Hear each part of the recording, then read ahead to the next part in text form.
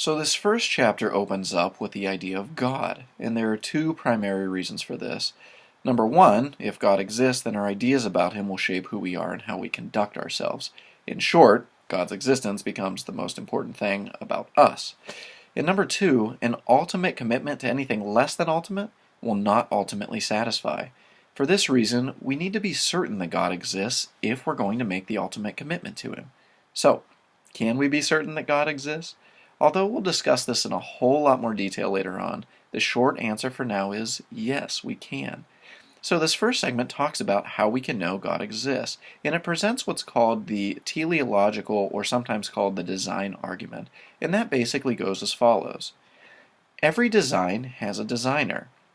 The universe and biological life has great and highly complex design, therefore it has a designer. The author uses the analogy of Mount Rushmore to make his point.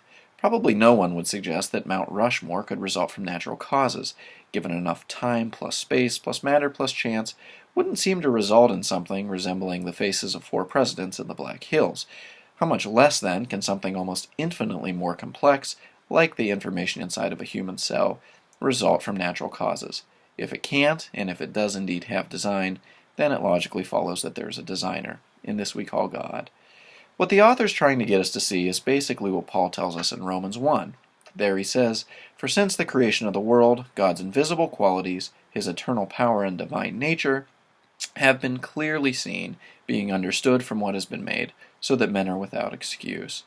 Another thing to consider, another argument that is, that's not presented, is what's known as the Kalam cosmological argument. And that basically goes as follows.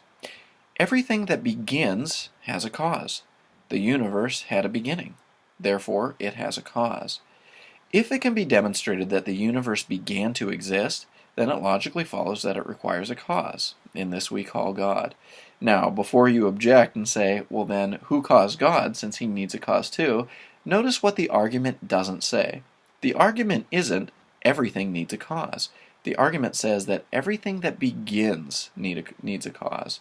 Since God, by definition, has no beginning and exists in himself and of himself, he doesn't need a cause. So, there are 2 arguments to consider that will demonstrate God's existence.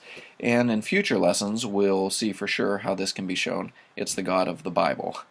Next, we will discuss where sin originated and where evil comes from.